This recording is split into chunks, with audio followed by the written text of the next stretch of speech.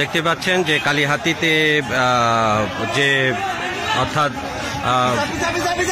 লতিফ সিদ্দিক যে সমর্থন আটক করা হয়েছিল এবং বঙ্গবীর কাদের সিদ্দিক বীরুত্তম তিনি কালিহাতী থানা থেকে এই আটককৃতদেরকে উদ্ধার করে নিয়ে যাওয়া হচ্ছে এবং বাহিরে কিন্তু আন্দোলন চলছে, বাহিরে আন্দোলন চলছে এবং লতিফ সিদ্দিক সমর্থকরা থানাতে সামনে বসে তারা আন্দোলন করছেন এবং যাদেরকে আটক করা হয়েছিল পুলিশ থেকে যাদেরকে আটক করা হয়েছিল তাদেরকে ছাড়িয়ে নিয়ে যাচ্ছেন বঙ্গবীর কাদের সিদ্দিক বীরুত্তম এবং বাহিরে অসংখ্য নেতারা কিন্তু ইতিমধ্যেই নিয়ে যাওয়া হচ্ছে।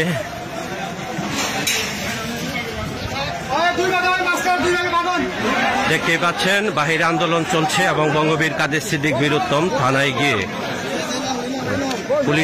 পুলিশদেরকে যে আটক করা হয়েছিল এবং তাদেরকে ছাড়িয়ে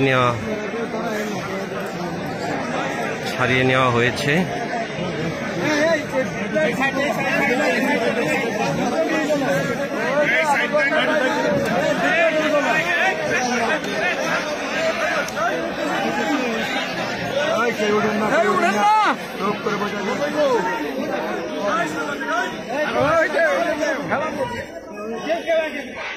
দেখতে পাচ্ছেন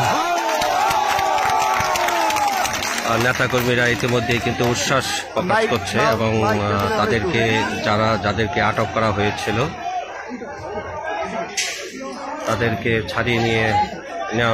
ছাড়িয়ে নিয়েছেন বঙ্গবীর কাদের সিদ্দিক বীরুত্তম।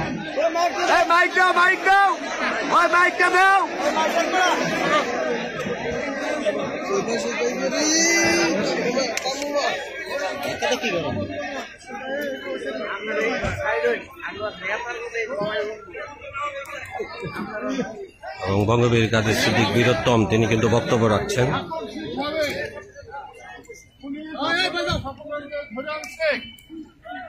একটা ছোট্ট ঠুনকু অভিযোগের 6 জনকে ধরে এনেছিল। 6 জন কেন, আরো যে কজনকে ধরে এনেছিল তাদের মধ্যে 2 জনের এফআইআর এর নাম দিছে। আমি টাঙ্গাইলে কথা বলেছি, এখন তারা 2 জন টাঙ্গাইল যাবে, ঘন্টাখানির মধ্যে তারা বেল নিয়ে চলে আসবে। আর যে 4 জন তাদেরকে আমি বের করে নিয়ে এসেছি, তারা এখানে এসেছেন।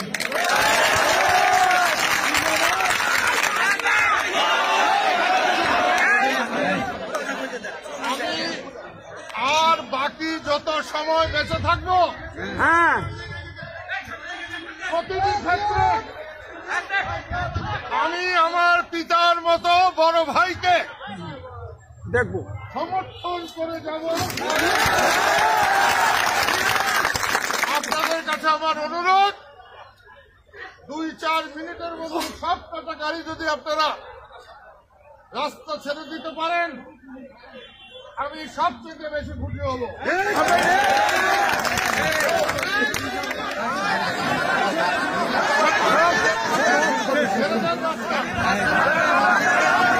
দেখতে পাচ্ছেন ইতিমধ্যে কিন্তু আটককৃতদের বঙ্গবীর কাদের সিদ্দিক বীরুত্তম থানা থেকে ছাড়িয়ে নিয়েছেন এবং যারা অবরোধ করেছিলেন থানার সামনে অর্থাৎ টাঙ্গাইল জামালপুর মহাসড়কে তারা ইতিমধ্যে কিন্তু রাস্তা ছেড়ে দিয়েছেন।